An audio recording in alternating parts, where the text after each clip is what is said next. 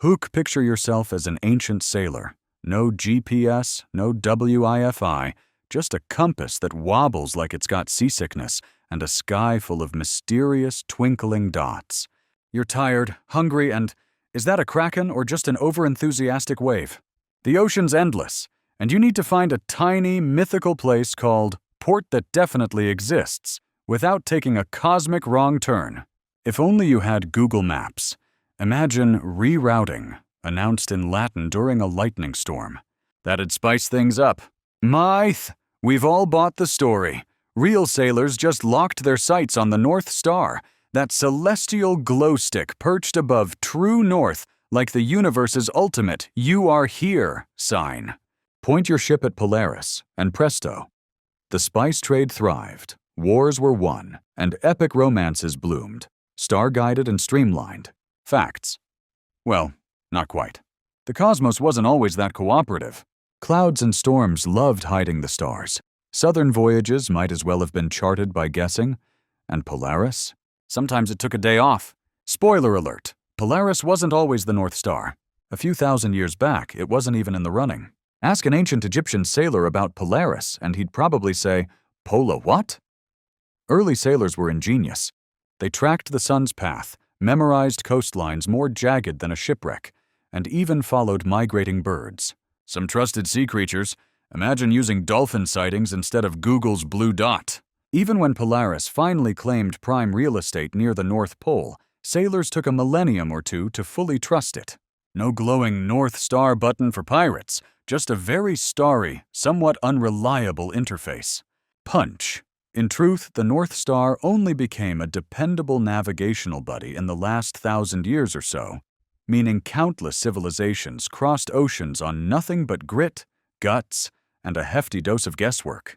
Some sailors probably suspected the North Star was just a cosmic prank designed to foil mutinies. Follow that twinkle or walk the plank. Bridge. So yeah, Polaris is a helpful beacon, especially north of the equator, but not quite the timeless, foolproof guidebook myth makes it out to be. Like many legends, ancient navigation is less a cosmic game of follow the leader and more like organized chaos fueled by stars, sunburn, and sheer dumb luck. While the North Star was a beacon of hope, some old sailors feared the dangers of a flat Earth. Picture an anxious sailor squinting at the horizon, convinced he'll tumble off the edge of the world if he drifts too far from shore. The poor soul probably kept one hand glued to his compass, the other clutching a life preserver, all while rehearsing how to scribble "Goodbye, cruel world" on the foamy waves.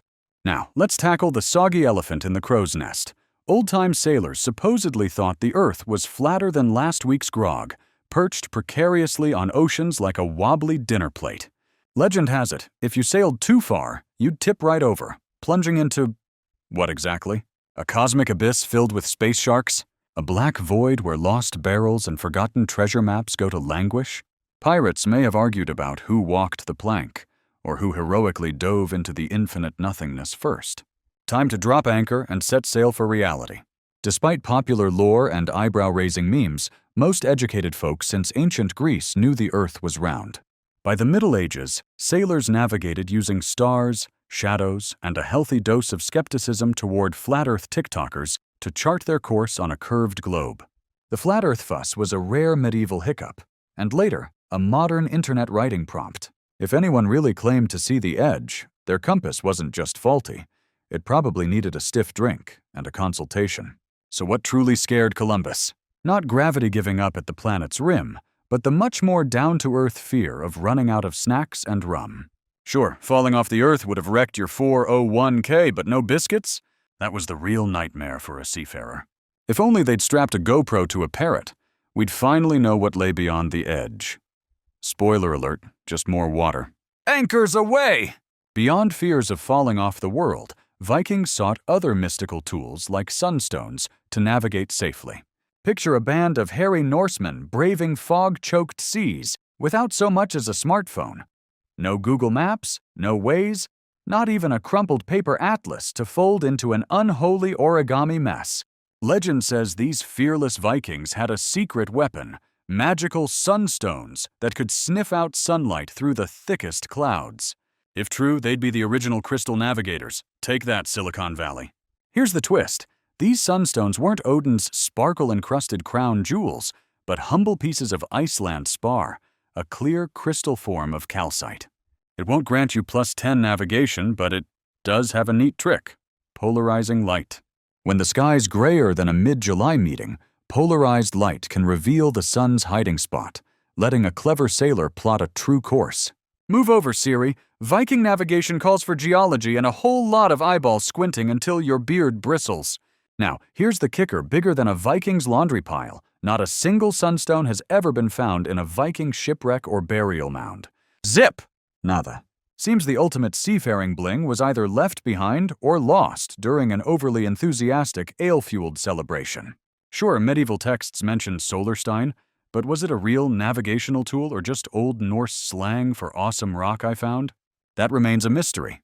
Modern scientists tested Iceland spar and confirmed it can help locate the sun, though it's a bit more complicated than point crystal, go home. Definitely trickier than asking Google. No wonder today's sailors rely on GPS, where the only real hazard is running out of battery, not getting dinnered by sea monsters or outfoxed by rogue seagulls. Alongside these mystical aids, pirate maps with their iconic red X's promised great treasures and guided journeys. Ah, the legendary pirate map. Nothing screams professional heist, quite like a sun-bleached scroll sporting a big red X and handwriting so neat it could have graduated top of its class. You know the type. Rolled up, tight in a bottle, edges artfully torn, unleashed just in time for that classic dramatic treasure hunt montage.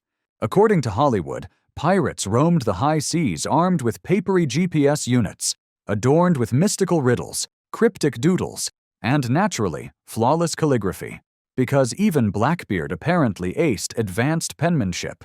Extra points if there's a parrot squawking coordinates like some feathery navigator. But let's keelhaul that myth for a moment.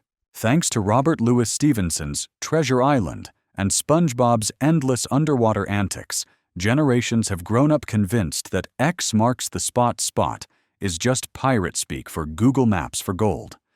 Kids everywhere don eye patches, clutch crayon-drawn maps, and expect instant plunder. Never mind that, in reality, most pirates could barely keep track of their own ship, let alone a buried chest. Here's a hardtack truth.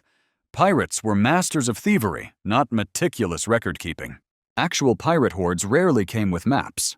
When maps did exist, they were less artfully illustrated guide and more coffee-stained napkin with a wiggle and a smudge. Directions usually pointed to the nearest tavern, not a secret stash. And if a map circulated, odds were it was either a booby trap for rival crews or the 18th century equivalent of a prank call. So why do we keep digging up plots and beaches? Mostly, we unearth empty bottles, frayed ropes, and sand. If pirates had treasure maps today, you can bet they'd just drop a pin on Google Maps. Recalculatin'? At the end of the day, treasure maps belong more to Halloween costumes than archaeology. Or, let's be honest, pirate bars. In addition to maps, sailors sometimes turn to the mysterious mermaids for guidance on the seas. Picture this. A burly sailor, sunburnt and squinting, leans over the edge of his splintery ship and calls out, "Hey, miss! Can you point me to the nearest Starbucks?" Spoiler alert, the glistening figure isn't handing him a frappuccino or launching Google Maps. Just a weary tail flick and a silent, "Good luck." For centuries, sailors bought into the idea that mermaids were the Siri of the sea, ready to dish out wisdom, weather updates, or a shortcut to the Caribbean. Lost in a fog bank? Just ask the nearest half-fish femme for a nautical nudge to smooth sailing. Except reality preferred slapstick over assistance.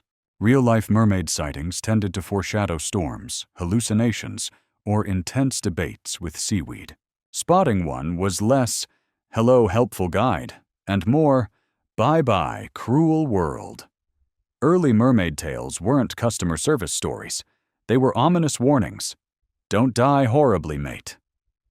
For navigation, sailors trusted stars, compasses, and an ungodly amount of luck. If GPS had flowing hair and a tail, maybe sailors would have paid attention. Instead, they blamed mermaids every time they missed Bermuda by, say, an entire ocean. Which way, oh mystical guide? Sorry, pal. I'm literally half fish, History shows that the helpful, advice-giving mermaid? Pure romantic fiction. The only direction ancient mermaids reliably offered was down. So next time your map app reroutes you, take heart. At least you're not relying on someone who thinks dry land is just a tall tale. However, regardless of such tales, ancient navigators often relied on precise star charts to find their way. If you picture the first globetrotters neatly packing star charts in their luggage, think again. Sure, we all love the image of ancient navigators dramatically unfurling ornate parchment maps under moonlit skies, Indiana Jones, but with more sandals and fewer snakes. Hollywood eats this up. According to the movies, Egyptian sailors, Polynesian wayfinders, and every sea-loving adventurer in between brandished precise celestial charts like handheld GPS devices, just with more ink smudges and far fewer recalculating sighs. Here's the cosmic reality. Most early mariners didn't tote star charts, not because they forgot them, but because they simply didn't exist. That's right. Their version of navigation software was a sharp memory, and, fingers crossed, good weather. Many cultures relied on oral traditions, stories, poems, and songs, to remember which star rose where, or which constellation meant turn left before. Running into the sea monster, if ancient voyagers had pocket star charts, they'd probably also have App Store reviews like, crashes every time you cross the equator. When actual charts finally appeared, they were locked away by scholars and library dwellers, not the ones hoisting sails and squinting at the night sky. Most navigators memorized key stars' rising and setting points, letting lyrical memory do all the heavy lifting. No paperwork required. The only thing ancient sailors likely scribbled on parchment was their grocery list. So next time you imagine early explorers pulling out their trusty iStar maps, remember, their ultimate navigation tools were stories, songs, and maybe a surprisingly catchy ballad about not cruising straight into krakens. The stars were their compass, no download necessary. Yet even with star charts and compasses, legend spoke of sea monsters that could swallow instruments and disrupt navigation.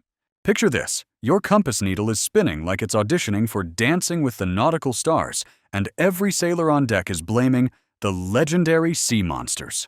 Yes, step right up to witness medieval captains explaining navigation blunders not with oops, too many nails, but with tales of beastly dragons on the loose.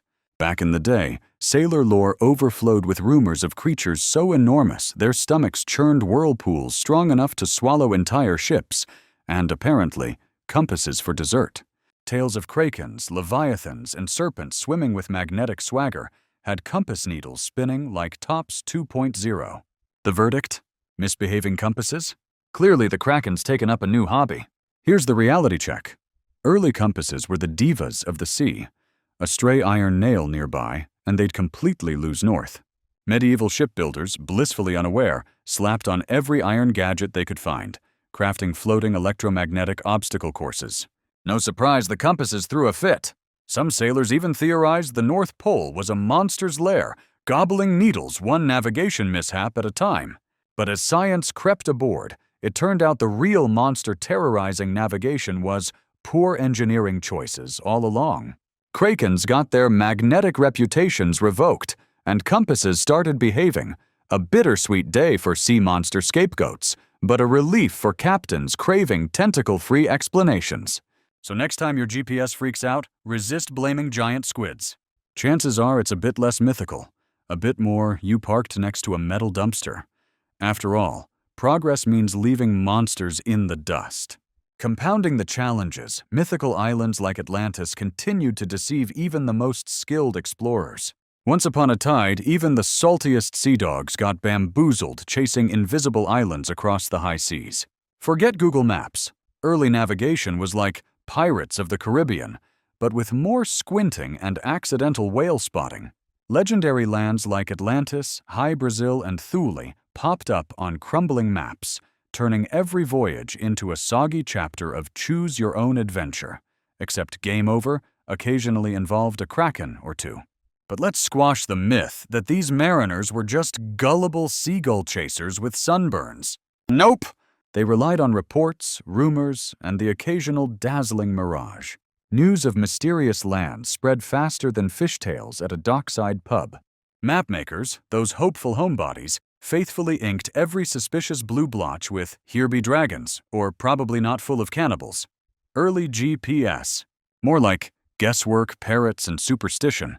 And it wasn't just wide-eyed rookies sporting anchor tattoos. Even prestigious navigators bet fortunes and fleets on these phantom spots.